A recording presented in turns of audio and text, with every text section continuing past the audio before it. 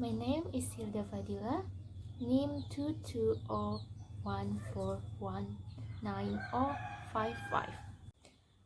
A serious case. I have a friend who is afraid of spider.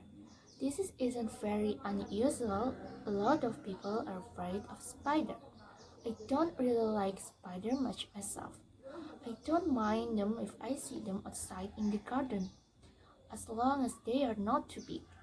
But if one comes in the house, especially if it is one of those really big spiders with furry legs and little red eyes, then I go, yes, and I try to get rid of it. Usually, I will use a brush to get rid of the spider. But if I feel brave, then I will put a glass over the top of it, slide a piece of paper under the glass, and then take it outside. This is quite normal, I think. But my friend isn't afraid of spider in any normal way. She isn't just afraid of spider. She is totally, completely, and utterly terrified of them. When my friend sees spider, she doesn't just go, "Arr!" or run away or ask someone else to get rid of the horrible, creepy crawly. No, she screams as loud as possibly can. She screams so loud that her neighbor worry about her and think about calling the police. When she sees spider, she shivers all over and sometimes she freezes completely. She cannot move at all because she is terrified. Sometimes she even faints. But my friend had a surprise for me when we met for coffee last week. Guess what? She asked me. What? I said. I have got a new pet. Great, I said. What is it? A dog? A cat? No. A budgie? No. A rabbit? No. What then? I've got a pet spider. I don't believe you. It's true. I decided that it was time I did something about my phobia. So I want to visit a doctor, a special doctor, a psychiatrist. This psychiatrist specialist in phobia, helping people who have irrational fear to get better and live normally. He told me I suffered from arachnophobia. It is an irrational fear of spider, he said. About 1 of 50 people suffer from severe for arachnophobia. It is not very uncommon. Thanks, said my friends, but that doesn't help me much. There are lots of different ways we can try to cure your phobia, said the psychiatrist.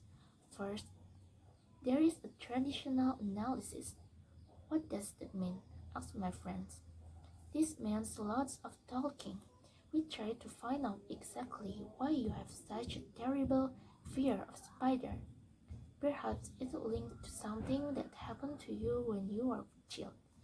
Oh dear, said my friends. That sounds quite worrying. It can take a long time, said the psychiatrist. Years, sometimes, and you can never be certain that it will be successful. Are there any other methods? Yes, some psychiatrists use hypnosis along with traditional analysis. My friend didn't like the idea of being hypnotized. I'm worried about what things will come out of my subconscious mind. She said, are there any other methods? Well, said the psychiatrist, there is what we call behavioral approach. What is the behavioral approach? Asked my friends. Well, said the psychiatrist, it is like this. The psychiatrist got out a small spider from his desk. It wasn't a real spider. It was made of plastic, even though it was the only plastic spider. My friend screamed when she saw it. Don't worry, said the psychiatrist. It is not a real spider. I know, said my friends, but I'm afraid of it just the same. Said the psychiatrist, a serious case. He put the plastic spider on the desk. When my friend stopped screaming, the psychiatrist told her to touch it. When she stopped screaming again, the idea of touching the plastic spider was enough to make her scream. She touched it. At first she touched it for just 1 second. She shivered all over, but at least she managed to touch it. Okay, said the psychiatrist. That's all for today. Thanks. You can go home now. That's it? Asked my friend. Yes, that's all. Yes, for today. This is the behavioral approach. Come back tomorrow. My friends went back the next day, and this time the plastic spider was already on the doctor's desk. This time she touched it and held it for 5 minutes. Then the doctor told her to go home and come back the next day. The next day she went back and the plastic spider was on her chair. She had to move the spider so she could sit down. The next day she held the spider in her hand while she sat in her chair. The next day the doctor gave her the plastic spider and told her to take it home with her. Where does spider appear in your house? Asked the psychiatrist.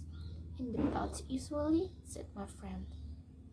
Put spider in the bed, he told her. My friend terrified of spider in the bed, but she managed not to scream when she saw it there. It is only a plastic spider, she told herself. The next day, the psychiatrist told her to put a spider in her living room. My friend put it on top of television. At first thought, the spider was watching her and she felt afraid. Then she told herself that it was only a plastic spider. The next day, the psychiatrist told her to put the spider in her bed. No way, she said. Absolutely not. Why not? Asked the psychiatrist. It is a spider, replied my friend. No, it is not, said the psychiatrist. It is a plastic spider. It is not a real one. My friend realized that her doctor was right. She put the plastic spider in her bed and she slept there all night with it in her bed. She only felt a little bit afraid. The next day, she went back to the psychiatrist. This time he had shock, a big shock. Sitting in the middle of the doctor's desk there was a spider. And this time it was a real spider. My friend was about to scream and run away, but she didn't. She sat on the other side of the room, as far away as possible from the spider, for about 5 minutes. Then she got up and left the room. See you tomorrow, shouted the psychiatrist to her as she left. The next day she went back, and this time the psychiatrist let the spider run around on his desk. Again, my friend stayed about 5 minutes, then left. The next day, she stayed for 10 minutes, and the day after that, 15.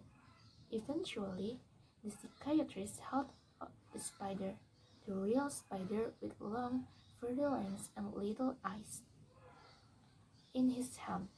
He asked my friend to come and touch it.